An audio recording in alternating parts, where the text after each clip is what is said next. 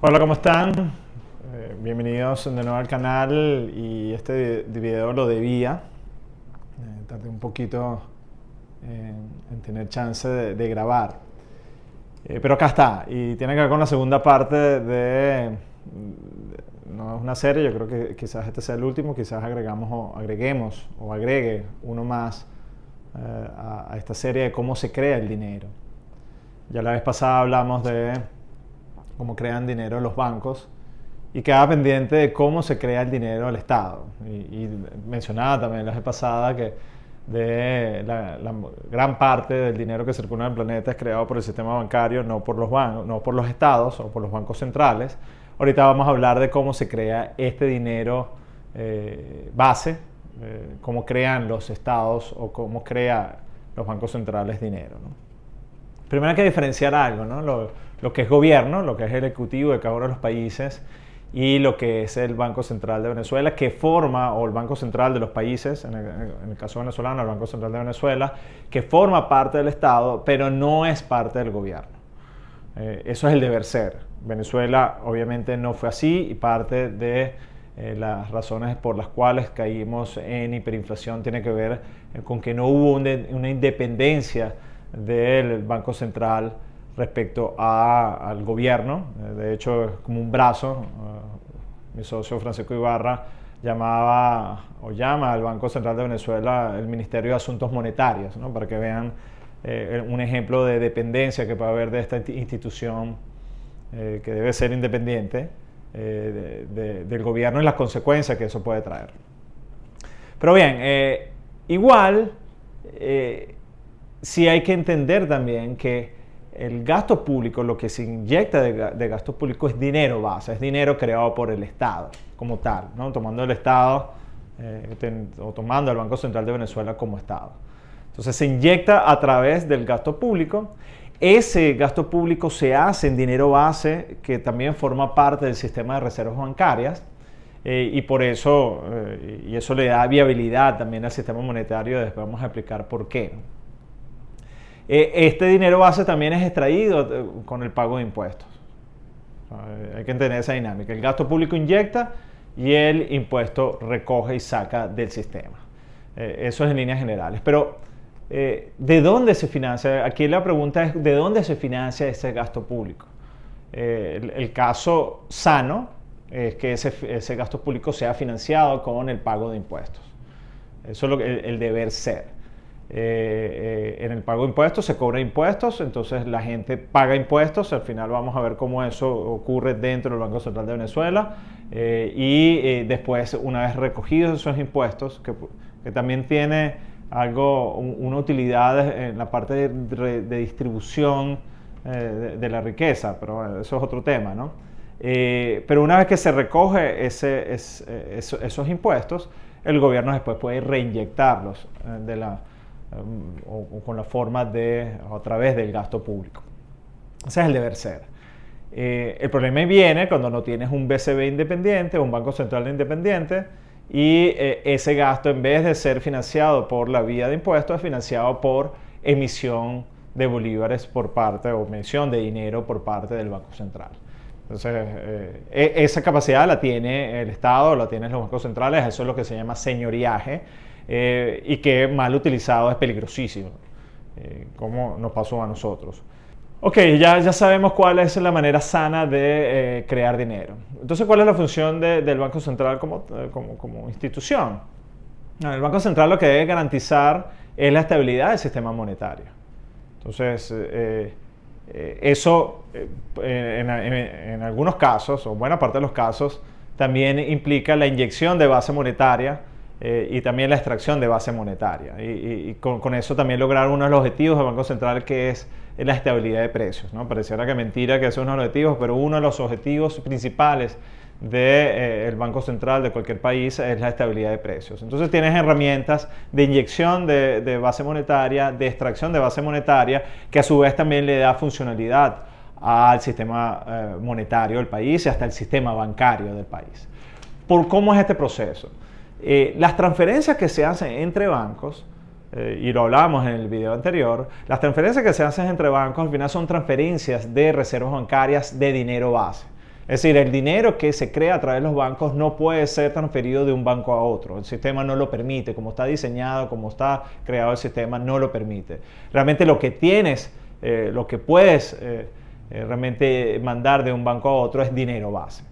Entonces hay veces que el sistema necesita dinero base, el Banco Central tiene que darlo, pues si no empiezan a tener los bancos problemas de liquidez. Es una de las funciones, siempre teniendo en cuenta la estabilidad de precios y que este no sea un proceso de creación de dinero de manera desbocada y que no vaya acorde con la realidad económica o con la realidad del crecimiento del país. Esa es la función del Banco Central, ¿no?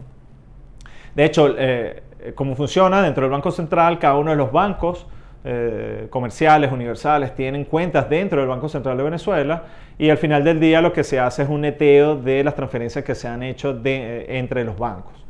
Eso es lo que se llama la compensación, la labor de compensación que tiene que hacer el Banco Central. El mismo fisco, la Tesorería Nacional tiene una cuenta dentro del Banco Central de Venezuela donde allí van a caer los diferentes pagos de impuestos y que también son distribuidos si hay gasto público también al sistema. Entonces lo que hace el Banco Central es una especie de centralizar el sistema de pagos y de garantizar que haya dinero base suficiente para que no haya crisis de liquidez dentro del sistema bancario. Ese es el deber ser, así como funciona de manera seria buena parte de los países, y por eso buena parte de los países como este sistema o los bancos centrales funcionan de manera responsable. Entonces ya la inflación en buena parte del planeta ya no es problema. En el caso venezolano no fue así. En el caso venezolano, el Banco Central de Venezuela le emitía bolívares al gobierno venezolano para que éste gastase. ¿Eso lo puede hacer libremente cualquier gobierno? En teoría sí, pero pasa o termina cuando el Banco Central termina genuflexo, termina bajo la dirección del gobierno de turno. Entonces la gente no es tonta, la gente empieza a perderle confianza a la moneda, que fue lo que pasó en Venezuela. Cuando el venezolano, de manera directa o manera indirecta, vio que la dinámica era así, que se crean bolívares sin ir acorde con la realidad económica, solamente para complacer las necesidades de gasto del gobierno de turno, entonces, bueno, tú sabes, yo no voy a creer en la moneda, empiezas a despreciarla y empieza todo un proceso inflacionario o, en el peor de los casos, un proceso hiperinflacionario como el que llegó a Venezuela. O sea, que también no hay una... esto de que los gobiernos no tienen restricción en la creación de dinero, por algún tiempo pudiese ser así, pero en el largo plazo es imposible y todos los casos de hiperinflación e inflación recurrente lo demuestran. Entonces aquí hay una conclusión clara que debes tener un banco central que sea independiente y que entre sus funciones no esté financiar el gasto público del gobierno, cosa que está en la Constitución, por cierto, pero en la Constitución venezolana. Claro, si hay alguna persona que está oyendo esto de otro país, bueno, que sirva de ejemplo, ¿no? Pero en la Constitución venezolana está que el Banco Central no podía financiar al gobierno venezolano y al final terminó siendo así. Y bueno, con todo su desastre monetario y de precios que eso implica. El caso venezolano también hoy por hoy es algo llamativo porque está todo este fenómeno de dolarización. Entonces, si al momento de grabar este video, lo que se está creando ahorita son sistemas donde los bancos crean cuentas en dólares con la custodia al efectivo, porque el pago en divisas aquí en Venezuela se está manejando en efectivo, entonces los bancos están funcionando como custodios de ese efectivo para que el público en general o los comercios no lo manejen, y están abriendo cuentas con ese efectivo de respaldo. Esto permite que haya transferencias de divisas o transferencias de cuenta a cuenta, pero solamente dentro de cada uno de los bancos. O sea, yo le puedo transferir, si alguien tiene cuenta en dólares en el banco que yo tengo cuenta en dólares, yo le pudiese transferir. No puedes sacarlo, obviamente, porque no hay intercomunicación con el sistema bancario internacional. Tampoco lo puedes mandar de banco a banco. ¿Por qué? Porque no tienes un organismo como el Banco Central que se encargue de garantizar la compensación y los pagos entre los bancos. Entonces lo que se está hablando ahorita es una figura centralizada que se encargue de facilitar un sistema interbancario en el cual se puedan hacer transferencias en dólares de un banco a otro. Al final lo que se está creando una especie o lo que se estaría creando, si eso es así, se está discutiendo, yo no sé si eso es posible en la práctica, pero lo que se está discutiendo es que haya un ente, una institución que se encargue de garantizar los pagos interbancarios, de ser un ejercicio de compensación y de estabilización en ese sistema de pagos hipotético que se crease. Entonces, aquí lo anecdótico es que el mismo caso venezolano que se está dolarizando, de esto de crear la posibilidad de que haya un sistema interbancario, también nace la necesidad de un organismo centralizado que se encargue de estabilizar y de garantizar los pagos entre las mismas instituciones. Entonces, eso revela la necesidad de un organismo central. Está todo el mundo de las criptomonedas, creo que sí voy a hacer un tercer video tocando el tema de las criptomonedas, pero eso será más adelante.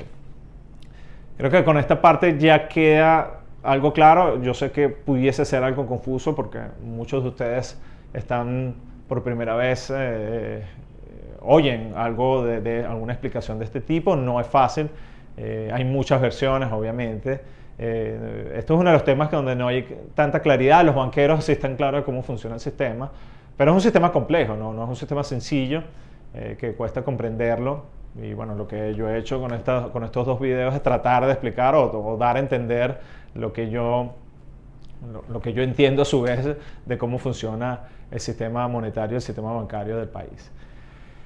Bueno, yo creo que sí, vamos a hacer un tercer video para tocar el tema de las criptomonedas, que me lo han mencionado en redes sociales y creo que por acá también por los comentarios de YouTube. Y bueno, por allí viene un tercer video tocando ya el tema específico de las criptomonedas y del futuro que pudiesen tener en la economía mundial. Así que bueno, agradecido que estén acá y nada, nos vemos en el próximo video. Cuídense.